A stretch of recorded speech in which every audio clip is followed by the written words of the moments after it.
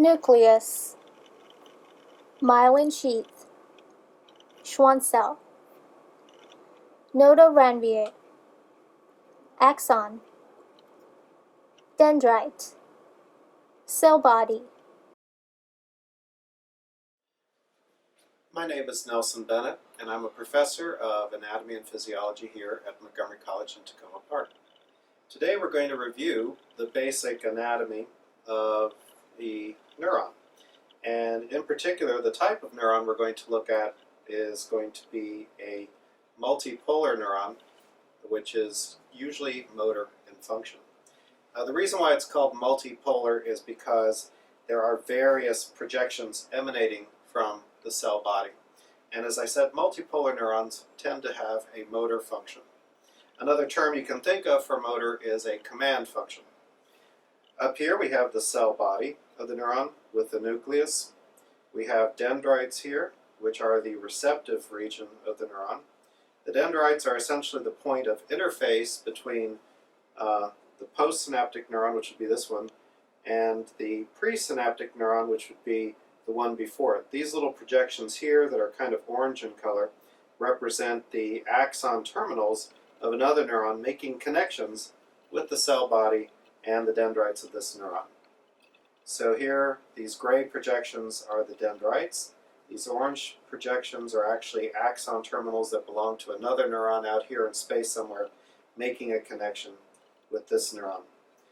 This projection here, emanating from the cell body, is the axon of this neuron. This triangular region here, or funnel-shaped region at the beginning of the axon, is called the Axon Hillock. The Axon Hillock is where action potentials actually begin. These are the electrical signals that are sent down the axon and eventually will communicate via neurotransmitters to the next neuron. Moving over here, we can see the continuation of the axon with various organelles inside of it. The gray covering of the axon, which is actually the plasma membrane of the axon, is called the axolemma. And then we can also see that the axon is insulated as well. The cells that insulate the axon in the peripheral nervous system are called Schwann cells. And we can see clearly here a Schwann cell with its nucleus providing insulation for this axon. And then the next Schwann cell would be here. The Schwann cell essentially insulates the axon by enveloping the axon with its plasma membrane many, many times. And as you may remember from previous biology classes, plasma membranes are mainly composed of phospholipids, lipids being the key word. So the insulation of the axon is many layers of fatty membrane, and as you may or may not know, fats make poor conductors of electricity, so they make really good insulation. So we call the multi-layered insulation created by the Schwann cell, we call that the myelin sheath. The outermost layer here of the Schwann cell, which still contains the Schwann cell's nucleus and maybe other organelles, is called the neurolemma. So the myelin sheath would be all these layers here, and then the outermost or last layer belonging to the Schwann cell that contains the nucleus is called the neurolemma. Also, if you notice, there are indentations between adjacent Schwann cells, and these indentations are called the nodes of Ranvier. You can think of them as small gaps or small spaces, very tiny spaces between the Schwann cells. So why do we have small gaps in the insulation of the axon? Well, action potentials are spread or propagated by the opening and closing of various ion channels, sodium and potassium channels to be exact. And in order for the action potential to continuously travel down the axon, we need to have an influx of sodium and an efflux of potassium, and the only way to do that is to have channels. And we do not wish to actually cover up our ion channels. So the ion channels would be located at these nodes of Ranvier.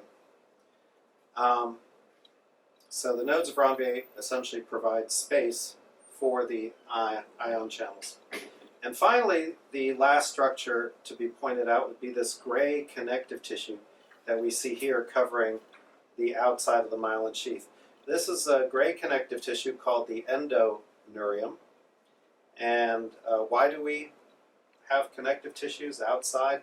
Well, we do want the electrical events of this axon to be isolated from any electrical events occurring in any adjacent axons. You would have to imagine that a nerve is essentially a bundle of many axons. And so we keep the axons separate from each other by covering them with this connective tissue called endoneurium. And that's essentially a review of the structure and function of a typical motor neuron.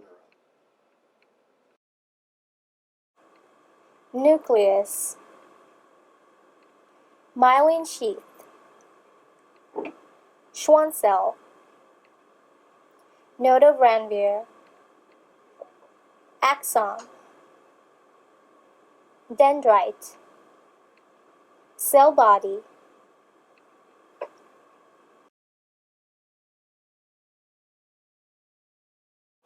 nucleus, cell body, dendrite, axon, axon terminal, Axon Hillock, myelin sheath, Schwann cell, node of Ranvier, endoneurium, axolemma, neurolemma,